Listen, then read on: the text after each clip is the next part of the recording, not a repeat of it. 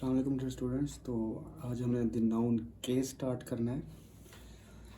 तो सबसे पहले है नॉमिनेटिव केस, उसके बाद है ऑब्जेक्टिव केस, उसके बाद जो है ना पोजेसिव केस है या जेनेटिव केस है।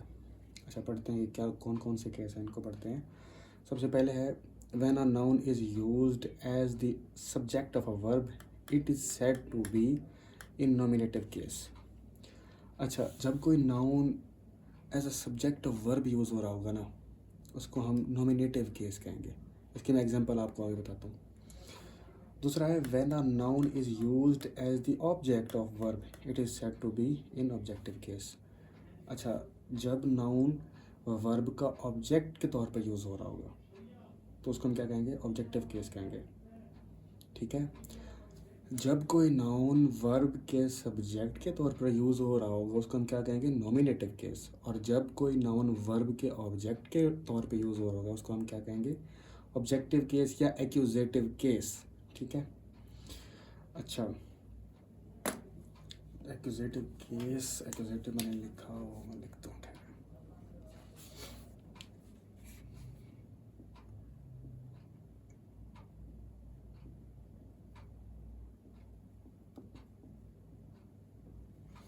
अच्छा, ऑब्जेक्टिव या एक्यूजेटिव केस, इसकी एग्जांपल क्या है जी? अब हारी ब्रोक द विंडो, इसमें ये ब्रोक क्या है? वर्ब है।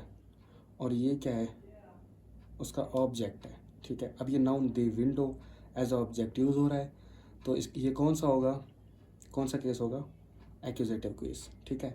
उसके बाद अब यहाँ पे ये एज अ सब्जेक्ट यूज़ हो रहा है, द विंडो वाज ब्रोकन। ये जी वर्ब है, वाज ब्रोकन वर्ब, ये हेल्पिंग वर्ब और ये वर्ब, और जो है ना इससे पहले क्या यूज़ हो रहा है? As a subject the window. तो इसको क्या कहेंगे हम? नॉमिनेटिव या सब्जेक्टिव केस भी कह सकते हैं, नॉमिनेटिव केस। ठीक है।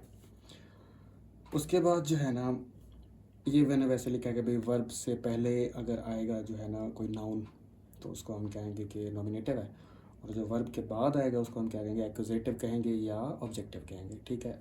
आई होप ये जो कंसेप्ट आपको समझ आ गया होगा। उसके बाद जो है ना एक होता है इनडायरेक्ट ऑब्जेक्ट, दूसरा होता है डायरेक्ट ऑब्जेक्ट। इसकी कन्फ्यूजन भी दूर करते हैं। अच्छा, रामा गेव आ बॉल।